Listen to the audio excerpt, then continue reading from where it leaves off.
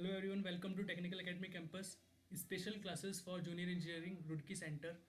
तो इस सेशन में हम लोग कम्युनिकेशन इंजीनियरिंग स्टार्ट कर रहे हैं. तो communication engineering is very important subject for EC student, electronics and communication engineering students and also for electronic engineering student. तो ये वीडियो लेक्चर बहुत ही इंपॉर्टेंट वीडियो सीरीज़ होने वाली है इसी स्टूडेंट्स के लिए एंड इसी स्टूडेंट के लिए. तो सबसे पहले हम लोग कम्युनिकेशन इंजीनियरिंग को हम कम्युनिकेशन सिस्टम्स के नाम से भी जानते हैं.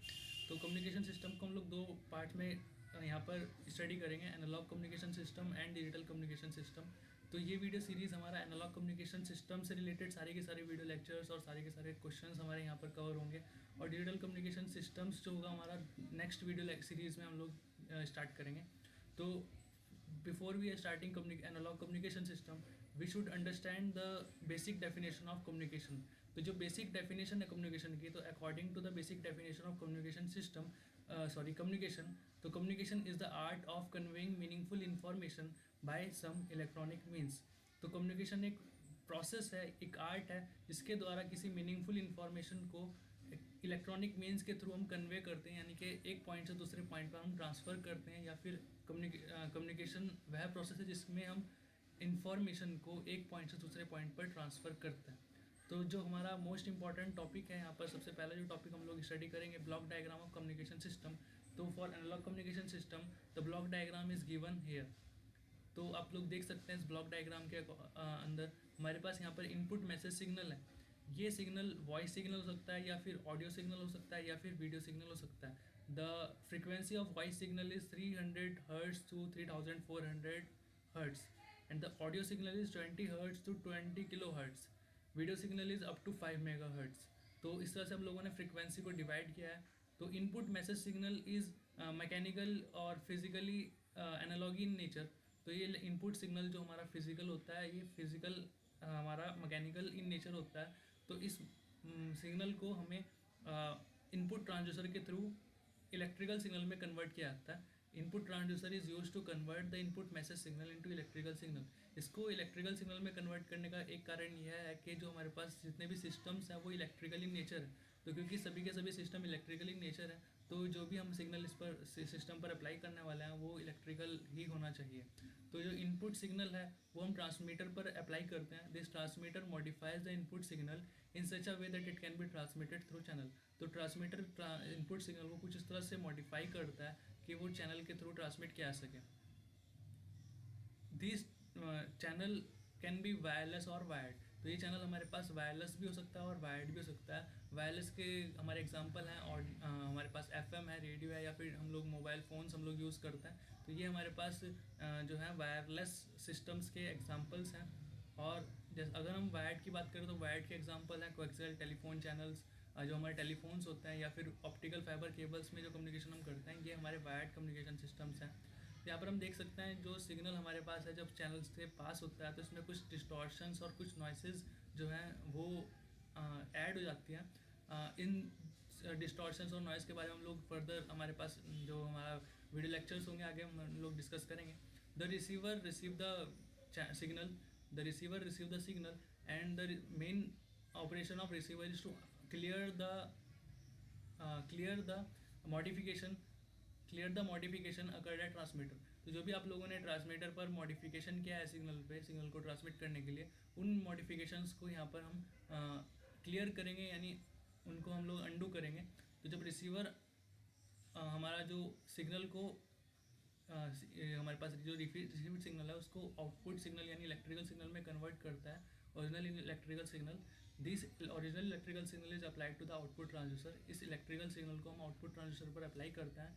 ये output transducer output message signal generate करता है जो कि यूज़र अंडरस्टैंडेबल फॉर्म होता है. यूज़र उसको अंडरस्टैंड कर सकता है, उसको रीड कर सकता है, या फिर उसको देखकर समझ सकता है. यहाँ पर हमने कुछ पॉइंट्स लिखे हैं, इंपॉर्टेंट पॉइंट है regarding to this block diagram. तो आप इन पॉइंट्स को चाहे तो स्क्रीनशॉट ले सकते हैं, या फिर आप इसको अपने कॉपी में नोट्स में आप इसको लिख सकते हैं.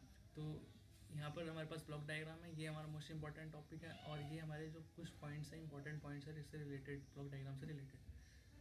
हम लोग एक रियल एग्जाम्पल भी देख रहे हैं यहाँ पर जनरल कम्युनिकेशन सिस्टम का.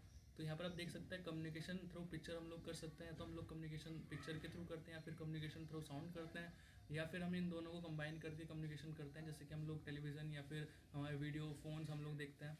तो स्पेस वेरी यहाँ पर हमारे पास जो कम्युनिकेशन थ्रू पिक्चर्स है, पिक्चर्स में जो हम लोग कम्युनिकेशन करते हैं तो इसमें हमें एक कैमरे का रिक्वायरमेंट रहता है।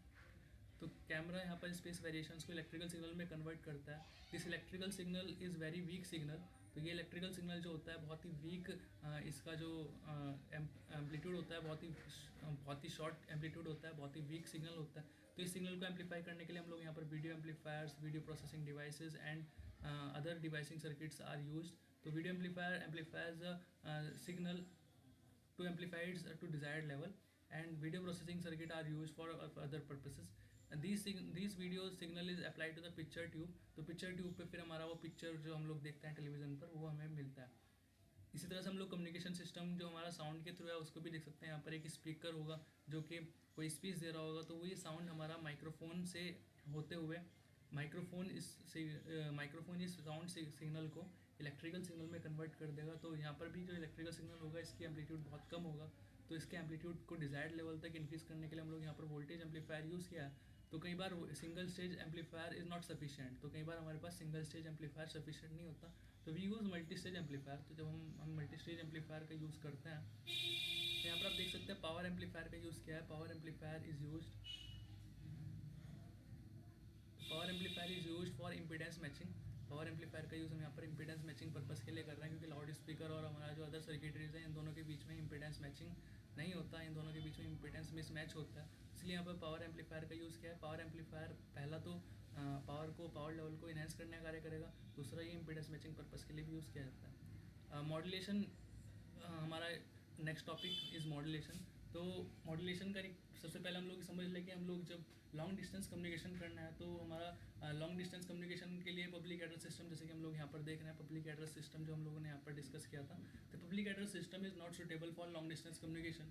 लॉन्ग डिस्टेंस कम्युनिकेशन के लिए पब्लिक एड्रेस सिस्टम हमारा सुटेबल नहीं है, क्योंकि हमें एक और प्रोसेस की रिक्वायरमेंट रहती है लॉन्ग डिस्टेंस कम्युनिकेशन, यानी हमें लंबी दूरी पर जब कम्युनिकेशन करना है तो हमें एक और रिक्वायरमेंट रहती है, इसको कहते हैं मॉड्यूलेशन। तो मॉड्यूलेशन की डेफिनेशन हम लोगों ने यहाँ पर बहुत ही शॉर्ट मॉड्यूलेशन डेफिनेशन दी हुई है।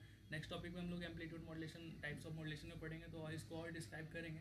तो मॉड्यूलेशन का जो सबसे शॉर्ट डेफिनेशन है, modulation is the frequency translation of low frequency message signal to high frequency signal. तो मॉड्यूलेशन वह प्रोसेस है जिसमें हम लो फ्रीक्वेंसी मैसेज सिग्नल को हाई फ्रीक्वेंसी सिग्नल में ट्रांसलेट करते हैं। लो फ्रीक्वेंसी मैसेज सिग्नल को हाई फ्रीक्वेंसी सिग्नल में ट्रांसलेट करते हैं। तो यहाँ पर एक देख सकते हैं आप मल्टीप्लायर हमने यहाँ पर यूज़ किया है। और मल्टीप्लायर या फिर इसको मॉड्यूलेटर भी कह सकते हैं। Multiplier is use to multiply the message signal MT with the carrier signal CT. CT is equals to cos 2 pi f CT. The frequency of carrier signal is higher than that of message signal की frequency लो होगी और carrier signal की frequency high होगी। तो MT और carrier signal, message signal और carrier signal का product हमें इस पॉइंट पर मिलेगा, जिसे हम हाई फ्रीक्वेंसी मॉड्यूलेटेड सिग्नल कहते हैं। It is represented by ST in mathematically. The mathematical equation is here, ST is equals to MT cos 2 pi f CT. You can see it here, ST is equals to MT cos 2 pi f CT. Since the modulator produce a product of message signal and carrier signal, so it is also called as multiplier. तो इसको हम multiplier इसलिए कहते हैं क्योंकि ये carrier signal और message signal का मल्टीप्लिकेशन भी हमें प्रोवाइड कराता है। तो next is the need of modulation. तो नीड्स ऑफ मॉड्यूलेशन वैसे तो बहुत सारी हमारे पास पॉइंट्स है इस टॉपिक से related, but we discuss very important 2 topics, that is need of modulation, reduce the height of antenna. तो लेंथ ऑफ एंटीना का